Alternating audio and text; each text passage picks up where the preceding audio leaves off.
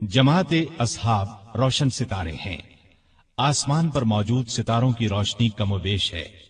यही मिसाल सहाबाए किराम रज़ी अल्लाह अन्हुम की है, लेकिन हैं सभी रोशन। इनमें सबसे नुमाया, सबसे रोशन और सबसे ताबनाक बहरहाल पहले चार सहाबा रज़ी अल्लाह अन्हुम ही हैं।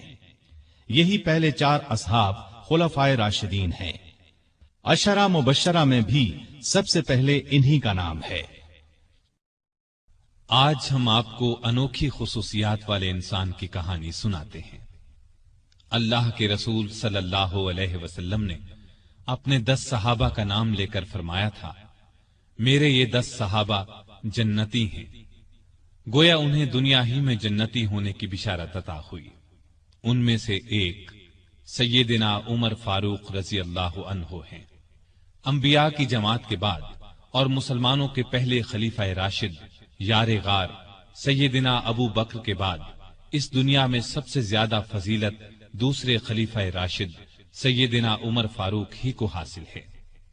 नबी सल्लल्लाहु अलैहि वसल्लम ने उनके बारे में इस तरह दुआ फरमाई थी, ऐ अल्लाह, इस्लाम को उमर के जरिए से कुव्वत और इज्जत दे। उनके जमाने में इस्लामी हुकूमत 22 लाख मुरब्बा मील रकबे तक फैल गई। बाज मौकों पर उनकी ताईद में आयात नाजिल हुई। उनकी खिलाफत का जमाना बेहतरीन इस्लामी हुकूमत का जमाना था। इतने बड़े हुक्मरान होते हुए दोपहर के वक्त शहर से बाहर गर्म जमीन पर कोई पत्थर वगैरह सर के नीचे रखकर कैलूला कर लेते थे। उनके वाकयात इस कदर हैरत अंगेज हैं कि सुनने वाले दंग रह जाते हैं। बड़े बड़े ताकतवर हुक्मरान उनके नाम से कांपते थे, जबकि खुद उनका ये हाल था कि जिस्म पर खुरदरा लिबास होता था। आप यकीनन उनकी जिंदगी के अनोखे और आप पढ़ना पसंद करेंगे, लेकिन आज आप पढ़ने की बजाय सुनकर देखें, आपको एक अजीब सा फरहत बख्श एहसास होगा। सैयदना उमर फारूक रजी अल्लाह अन्हु हिजरी साल शुरू होने से 40 साल पहले 583 ईस्वी या 584 ईस्वी में मक्के में पैदा हुए। नबी करीम सल्लल्लाहु अलैहि वसल्लम उनसे 13 साल पहले दुनिया में तशरीफ ला चुके थे। वालिदैन ने नाम उमर रखा। कुनियत अबू हफ्स थी। लक़ब फारूक था, यानी हक और बातिल में फर्क करने वाला। ये लक़ब उन्हें नबी करीम सल्लल्लाहु अलैहि वसल्लम ने अता फरमाया। हजरत उमर का सिलसिला नसब 8वीं पुश्त में नबी करीम से जा मिलता है। आपने दुनिया में आंख खोली तो मक्के में कुरैश की सरदारी थी। ये कबीला इस्माइल अलैहिस्सलाम की औलाद से था। कुरैश के आगे चलकर 10 के करीब कबीले बन गए। इनमें नबी करीम बनु हाशिम से थे, अबू बकर बनु तैम से और उमर फारूक बनु अदी से। 10 के 10 कबीलों के सपुर्द अलग अलग काम थे। मसलन कोई खाना काबा की देखभाल करता था तो कोई हाजियों को पानी पिलाता था, कोई झगड़ों के फैसले करता था। बनु अदी के जिम्मे 2 काम थे। कुरैश को कोई एलची भेजना होता तो ये भेजते थे। दूसरा काम ये था कि 2 ग्रोहों में झगड़ा हो जाता तो बनु अदी का सरदार फैसला करता था। बनु अदी के घर सफा और मरवा पहाड़ियों के दरमियान में थे। उमर यहीं पैदा हुए और परवरिश पाई। उनके वालिद खत्ताब बनु अदी के सरदार थे। जिस जमाने में नबी करीम सल्लल्लाहु अलैहि वसल्लम ने नबूवत का ऐलान किया, खत्ताब फौत हो चुके थे। सैयदना उमर के बचपन के हालात किसी किताब में नहीं मिलते। इतना जिक्र मिलता है कि बड़े हुए तो बाप ने ऊंट चराने पर लगा दिया। ऊंट चराते हुए कभी थक कर बैठ जाते तो बाप मारा करता था। जवानी की उम्र को पहुंचने तक लिखना पढ़ना सीख लिया था। नबी करीम सल्लल्लाहु अलैहि वसल्लम ने जब ऐलान नबूवत किया तो कुरैश में कुल 17 आदमी लिखना पढ़ना जानते थे। इनमें उमर फारूक भी थे। इसके अलावा उन्होंने सिपाहगरी, तेगजनी और घुड़सवारी में कमाल हासिल किया। घुड़सवारी का हाल ये था कि उछलकर घोड़े पर बैठ जाते। कुश्ती का फन भी सीखा। ऊंचे कद के ताकतवर आदमी थे। चोटी के कई पहलवानों से मुकाबले जीते। शायर नहीं थे, अशार पसंद करते थे। तकरीर करने का ढंग भी आता था। मिजाज में गुस्सा और सख्ती थी। जवान होने पर तिजारत का पेशा इख्तियार किया। नबी करीम ने नबूवत का ऐलान किया तो उनकी उम्र 27 साल थी। उस वक्त कुरैश में बहुत ऊंची हैसियत के मालिक थे। मक्के के मुअज़्ज़ज़ लोगों में शुमार होता था। उनके भाई जैद बिन खत्ताब بہن فاطمہ بنت خطاب اور بہنوئی سعید بن زید نے جلد ہی اسلام قبول کر لیا، لیکن عمر اپنے باپ دادا کے مذہب پر سختی سے قائم رہے، ڈٹ کر اسلام کی مخالفت کی، مسلمان ہو جانے والوں کو مارتے پیٹتے تھے، مارتے پیٹتے 6 سال گزر گئے، لیکن عمر کسی ایک انسان کو بھی اسلام سے نہ پھیر سکے۔ اس دوران میں کچھ واقعات ایسے پیش آئے جن کی وجہ سے وہ سخت الجھن میں پڑ گئے، کبھی اسلام کی طرف مائل ہوتے، کبھی مسلمانوں کے خلاف نفرت محسوس کرتے۔ اس کی وجہ یہ تھی کہ رسول کریم صلی اللہ علیہ وسلم کے متعلق قریش کے کافروں نے مشہور کر رکھا تھا کہ وہ جادوگر ہیں۔ اس زمانے میں ایک روز انہوں نے رسول پاک صلی اللہ علیہ وسلم کو حرم شریف کے اندر نماز پڑھتے دیکھا تو وہ آپ کے پیچھے کھڑے ہو گئے۔ اس وقت آپ صلی اللہ علیہ وسلم قرآن پاک کی سورۃ الحاقہ کی بلند آواز میں تلاوت کر رہے تھے۔ اللہ کے کلام نے ان پر بہت اثر کیا، انہیں یقین ہو گیا کہ آپ نہ تو جادوگر ہیں اور نہ شاعر ہیں۔ دل میں اسلام کے لیے نرم گوشہ پیدا ہو گیا، لیکن باپ دادا کا مذہب چھوڑنے پر اب بھی تیار نہ ہوئے۔ قاسم بن عثمان کی روایت میں آیا ہے کہ ایک دن طبیعت نے جوش مارا، ارادہ کیا کہ جس ہستی کی وجہ سے وہ الجھن میں ہیں کیوں نہ انہیں ختم کر دیں۔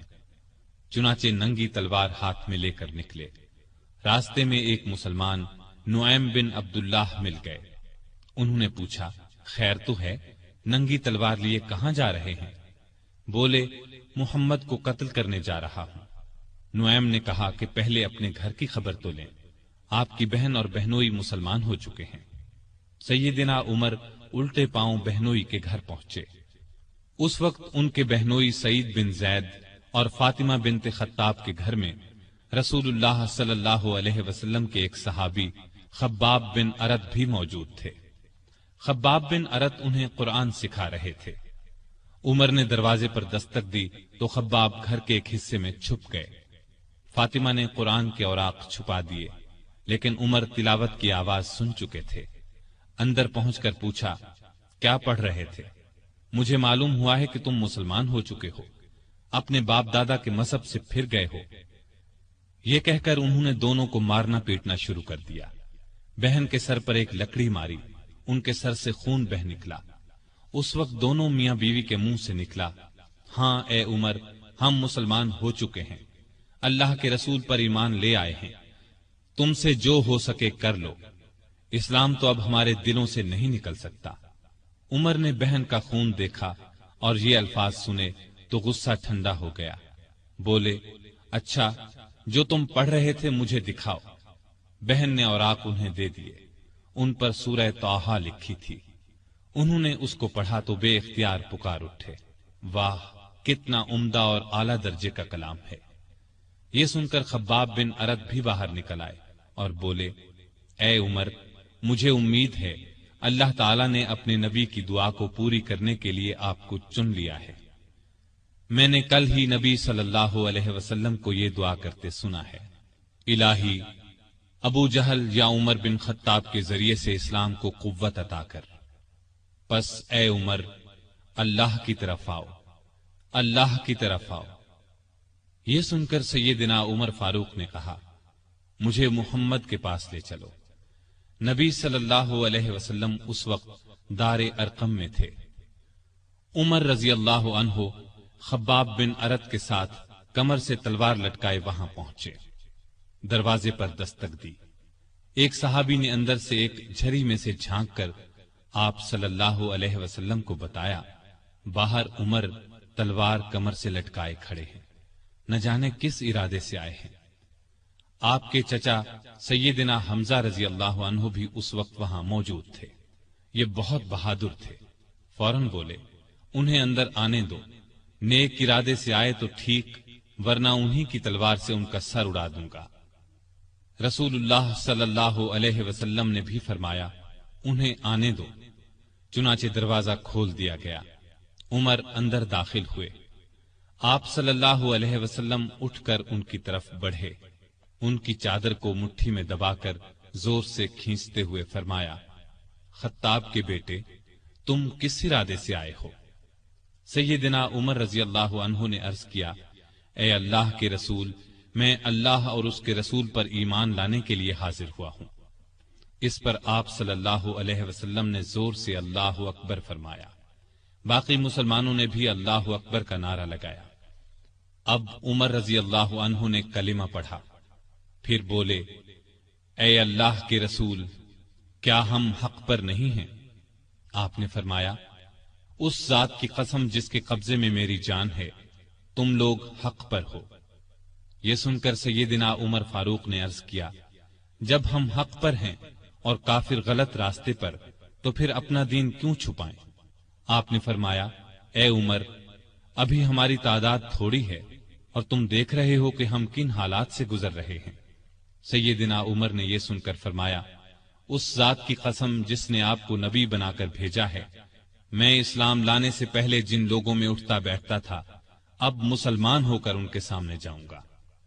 اس پر تمام مسلمان دار ارقم سے 2 صفیں بنا کر نکلے اور کعبے کی طرف روانہ ہوئے۔ ایک صف میں عمر تھے، دوسری میں حمزہ۔ سب نے مسجد حرام میں نماز ادا کی۔ قریش نے یہ دیکھا تو طیش میں آ گئے۔ اس وقت تو کچھ نہ کہا، جب عمر تنہا نظر آئے تو ان پر حملہ کر دیا۔ انہوں نے بھی ڈٹ کر مقابلہ کیا۔ آخر کافر انہیں چھوڑ کر چلے گئے۔ یہ واقعہ نبوت کے 6 سال پیش آیا۔ ایمان لانے کے بعد 6 سال تک مکے میں رہے، پھر دوسرے مسلمانوں کے ساتھ مدینے کی طرف ہجرت کی۔ ایسے میں کفار کو مخاطب ہو کر فرمایا، میں آج مکے سے جا رہا ہوں، کسی میں ہمت ہے تو مجھے روک کر دکھائے۔ کوئی آگے نہ آیا۔ اس طرح آپ قباء پہنچے۔ پھر نبی کریم صلی اللہ علیہ وسلم اور ابو بکر ہجرت کر کے وہاں تشریف لائے۔ مسجد قباء کی تعمیر کے بعد سب نے مدینے کا رخ کیا۔ ہجرت کے وقت سیدنا عمر فاروق کی عمر 40 سال کے قریب تھی۔ اس کے بعد وہ 23 برس اس دنیا میں رہے۔ یہ سارا زمانہ مدینے میں گزارا، مسجد نبوی کی تعمیر میں حصہ لیا۔ آپ صلی اللہ علیہ وسلم نے مہاجرین اور انصار میں بھائی چارہ کرایا تو اتبان بن مالک کو ان کا بھائی بنایا۔ انہوں نے اپنا نصف مکان انہیں دے دیا۔ عبداللہ بن زید نے خواب میں اذان کے الفاظ سنے۔ انہوں نے یہ الفاظ نبی کریم صلی اللہ علیہ وسلم کو سنائے تو آپ صلی اللہ علیہ وسلم نے سیدنا بلال کو حکم دیا، اذان کہیں۔ جو ہی انہوں نے اذان شروع کی، سیدنا عمر فاروق اپنی چادر گھسیٹتے ہوئے آئے اور بولے، اے اللہ کے رسول صلی اللہ علیہ وسلم، اس ذات کی قسم جس نے آپ کو نبی بنا کر بھیجا ہے، میں نے بھی بالکل یہی الفاظ خواب میں سنے ہیں۔ یہ سن کر آپ بہت خوش ہوئے۔ آج تک اذان انہی الفاظ میں دی جا رہی ہے اور قیامت تک دی جاتی رہے گی۔ ہجرت کے دوسرے سال بدر کی لڑائی پیش آئی۔ سیدنا عمر فاروق بھی اس غزوے میں شریک ہوئے۔ اس غزوے میں انہوں نے ایک نامی بہادر آس بن ہشام کو قتل کیا۔ یہ رشتے میں ان کا ماموں تھا۔ اگلے سال احد کی لڑائی ہوئی۔ سیدنا عمر اس لڑائی میں بھی شریک ہوئے۔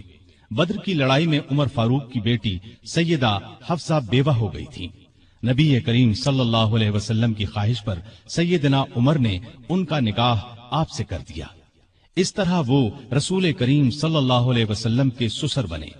ان کی بیٹی کو مومنوں کی ماں کا درجہ حاصل ہوا۔ ہجرت کے 5ویں سال شوال میں خندق کی لڑائی پیش آئی۔ سیدنا عمر نے بھی خندق کھو دی۔ خندق کے ایک حصے کی حفاظت سیدنا عمر کے سپرد کی گئی۔ بعد میں اس جگہ ان کے نام سے مسجد تعمیر کی گئی جو آج بھی موجود ہے۔ ہجرت کے 6 سال نبی کریم صلی اللہ علیہ وسلم نے کعبے کی زیارت کا ارادہ فرمایا۔ آپ 1400 صحابہ کے ساتھ روانہ ہوئے، ان میں سیدنا عمر بھی تھے۔ حدیبیہ کے مقام پر کافروں سے جو معاہدہ ہوا تو کچھ دوسرے صحابہ کے ساتھ وہ سیدنا عمر پر بھی گراں گزرا۔ وہ رسول اللہ صلی اللہ علیہ وسلم کی خدمت میں حاضر ہوئے اور عرض کی، کیا آپ اللہ کے سچے نبی نہیں ہیں؟ آپ نے فرمایا، یقیناً میں اللہ کا سچا نبی ہوں۔ کہا، کیا ہم حق پر اور ہمارا دشمن باطل پر نہیں ہے؟ آپ نے فرمایا، ہم حق پر اور ہمارا دشمن باطل پر ہے۔ کہا، اے اللہ کے رسول، جب ہم حق پر اور ہمارا دشمن باطل پر ہے تو پھر دب کر کیوں صلح کریں؟ آپ نے فرمایا، میں اللہ کا رسول ہوں، اللہ کے حکم کے خلاف نہیں کرتا، وہی میرا مددگار ہے۔ سیدنا عمر پھر ابو بکر صدیق کے پاس گئے اور ان سے بھی یہی کہا تو انہوں نے فرمایا، اے جوان، بلا شبہ نبی کریم صلی اللہ علیہ وسلم اللہ کے رسول ہیں۔ وہ اپنے رب کی نافرمانی نہیں کر سکتے اور وہی ان کا ناصر و مددگار ہے۔ बस उनकी रिकाब को थामे रहो, यानी हर मुआमले में उनकी फरमाबरदारी करो। नबी करीम सल्लल्लाहु अलैहि वसल्लम ने फरमाया, मैं अल्लाह का रसूल हूँ, अल्लाह के हुक्म के खिलाफ नहीं करता, वही मेरा मददगार है। तब जाकर सैयदना उमर को इत्मीनान हुआ। नबी करीम सल्लल्लाहु अलैहि वसल्लम वापस रवाना हुए तो सूरा फतह नासिल हुई। आपने सैयदना उमर को बुलाकर अल्लाह ताला का ये इरशाद सुनाया कि हमने आपको खुली फतह अता की। साथ ही आपने फरमाया, मुझ पर आज ऐसी सूरत नाजिल हुई है जो मुझे इस दुनिया से ज्यादा प्यारी है। सैयदना उमर रजी अल्लाह अन्हु ने हुदैबिया की सुलह के मौके पर जो गुफ्तगू की थी वो खुलूस नीयत पर मबनी थी। फिर भी उन्हें तमाम जिंदगी इस बात का अफसोस रहा कि क्यों उन्होंने इस तरह के सवाल जवाब किए।